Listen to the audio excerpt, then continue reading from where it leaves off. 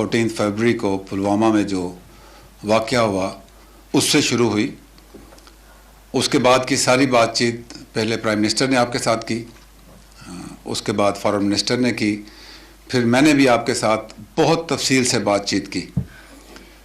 Political military leadership ने कौम एक रिजॉल्व शो किया, कौम को प्राइम मिनिस्टर ने एतमाद में लिया और उसके बाद हमारे लेवल पे मैंने आपसे बड़ी तफसील से प्रेस कॉन्फ्रेंस करके बताया कि कैसे चलना है। वो एक उर्दू का मुहावरा है कि बेवकूफ़ दोस्त से अक्लमंद दुश्मन बेहतर होता है, कि हमारे जो हमसाया भारत है वो दुश्मनी में भी बेवकूफ़ी और झूठ का सहारा लेता है। प्राइम मिनिस्टर ने कहा था कि आपने अगर पाकिस्तान के ऊपर हमला किया तो हम जवाब का सोचेंगे नहीं, रिटेलिएट करेंगे। उसके बाद जब मैंने आपसे बातचीत की तो मैंने भी 3 चीज़ें कही, मैं उन 3 चीज़ों पे आऊँगा। पहले मैं आपको बताऊं कि आज सुबह हुआ क्या और उसके बाद कैसे हालात चले, किस तरीके से भारत अपने मीडिया पे इसको क्लेम कर रहा है। तो वो तफसील आपसे शेयर करने के बाद मैं आपसे जो प्राइम मिनिस्टर साहब ने कहा था और जो मैंने कहा था उसकी मैनिफेस्टेशन कैसे हो रही है और कैसे करेंगे वो मैं आपसे शेयर करूंगा। प्लीज़ दिखाइए पहली स्लाइड। लेडीज एंड जेंटलमैन, ये हैं भारत के क्लेम। 4 पिक्चर्स उनके मीडिया की मैं आपको डिस्प्ले कर रहा हूँ। टॉप लेफ्ट जो पिक्चर है वो कह रही है timeline of strike 21 minutes 350 terrorist eliminated, यानी 21 मिनट वो आज़ाद कश्मीर पाकिस्तान की हदूद में दाखिल होने का क्लेम कर रहे हैं और कह रहे हैं कि 350 दहशत गर्दों को हमने मार दिया है। नेक्स्ट टॉप राइट पे आप अगर देखें तो वहाँ लिखा है first strike Balakot 3:45 to 3:53 AM। Bottom left पे आए तो लिखते हैं second strike Muzaffarabad 3:48 to 3:55 AM। Bottom right पे जाएं तो third strike Chakothi eight 3:58 to 4:04 AM। ये हैं उनके क्लेम मीडिया के ऊपर। अल्लाह ताला की ज़ात बड़ी है, बड़ी बात नहीं करनी चाहिए। आए 21 मिनट रह के दिखाएं पाकिस्तान की एयर स्पेस में।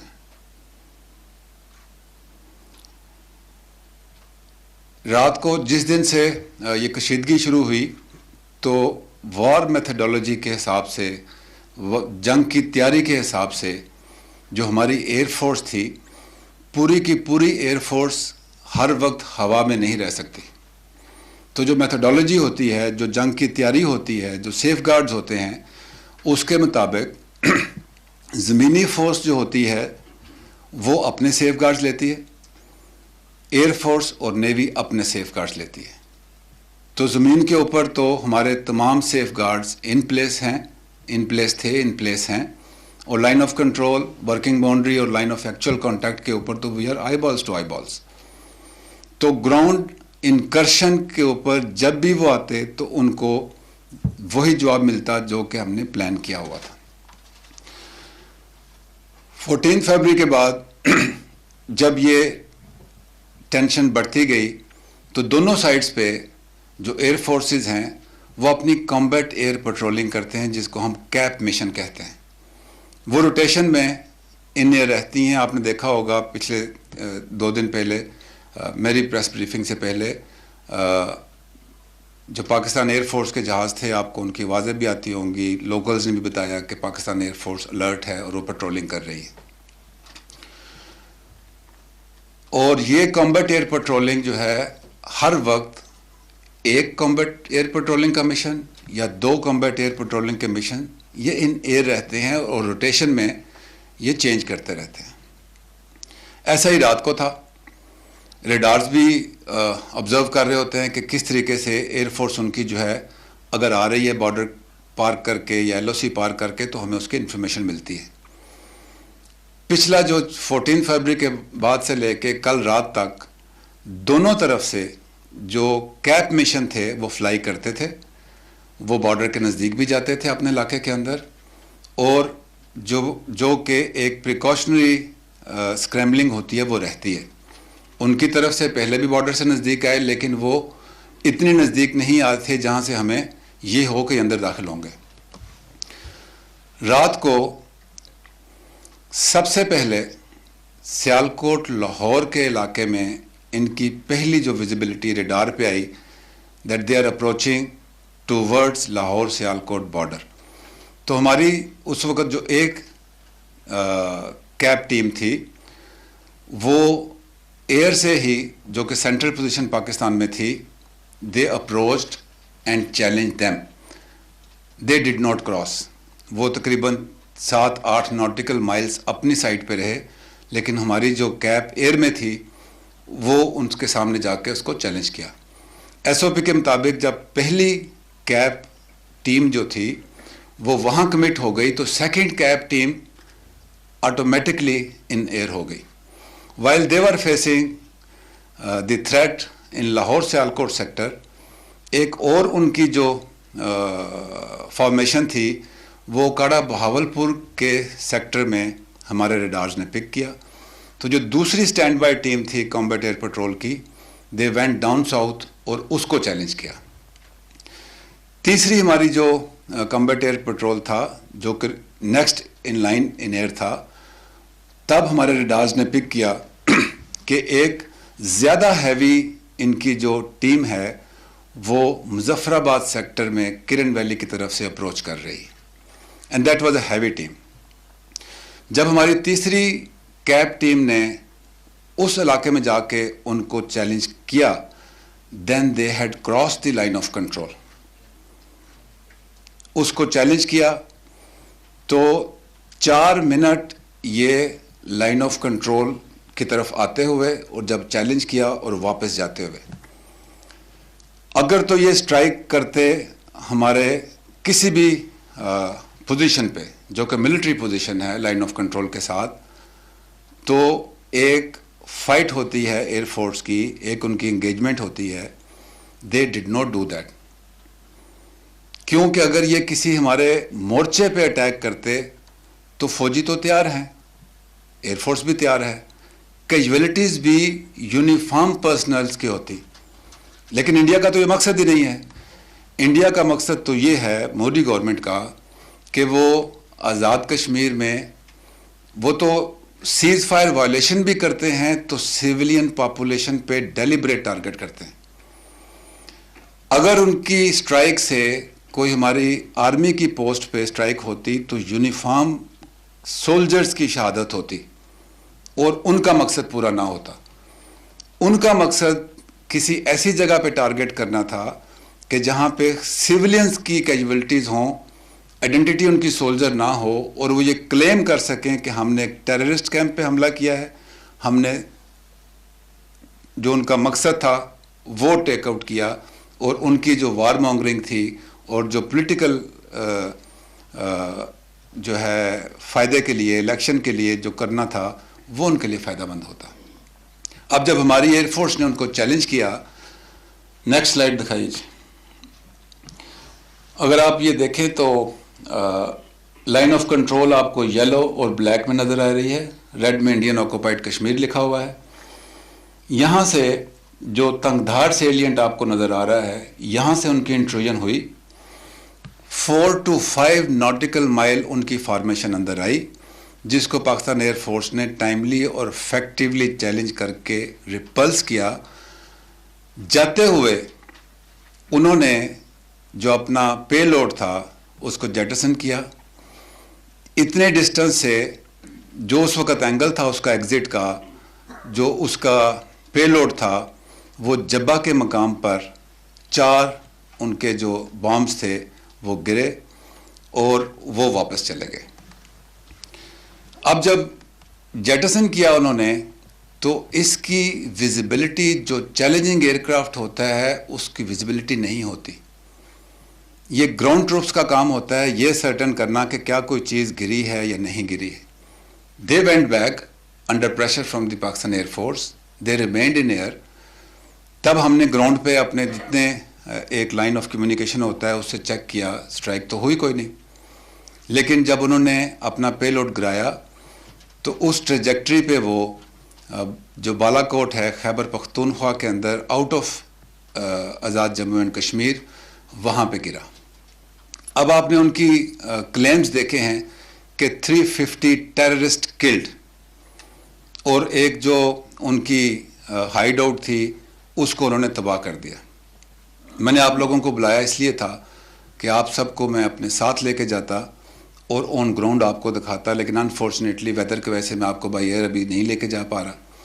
बाय द टाइम मैं आपको बाय रोड लेके जाऊं तो वहाँ पे अंधेरा हो चुका होगा. लेकिन जो लोकल मीडिया है, कुछ चैनल्स वहाँ पहुँच गए हैं, उन्होंने टीवी पे दिखाया भी है, मैं भी अभी आपको दिखाऊंगा. Not even a single brick in the debris. अगर वहाँ पे कोई इंफ्रास्ट्रक्चर होता तो वहाँ पे उसका मलबा होता. 350 ये क्लेम कर रहे हैं कि हमने वहाँ पे टेररिस्ट मारे हैं. मैं कहता हूँ 10 भी होते तो उनकी डेड बॉडी, कि उनके जनाजे, कोई उनकी blood. The spot is open for anybody and everybody. तमाम एम्बेसडर, तमाम defence Pakistan, we will even say the civilian population और the army reps from India, they can come through the authorized entry in Pakistan. See it for yourself, go back and tell your Prime Minister, where is that impact? झूठ के तो कोई पाँव नहीं होते. इन्होंने पहली सर्जिकल स्ट्राइक की, वो भी आपने देखी. प्राइम मिनिस्टर ने कहा था कि हम रिटेलिएट का सोचेंगे नहीं, रिटेलिएट करेंगे. तो हमला तो आपने किया नहीं, इंट्रूजन हुई, उसकी रिटेलिएशन 3 पॉइंट्स पे की. एयरफोर्स का पहला काम होता है कि जो एयरफोर्स आ रही है उसको डिनाई करे. हमारी एयरफोर्स ने वो काम किया. मैंने 3 चीजें कही थी. You will never be able to surprise us. We have not been surprised. We were ready, we responded, we denied. मैंने कहा था कि we will retain the escalation ladder. We have that initiative in our hand. I said that we will surprise you. Wait for that surprise.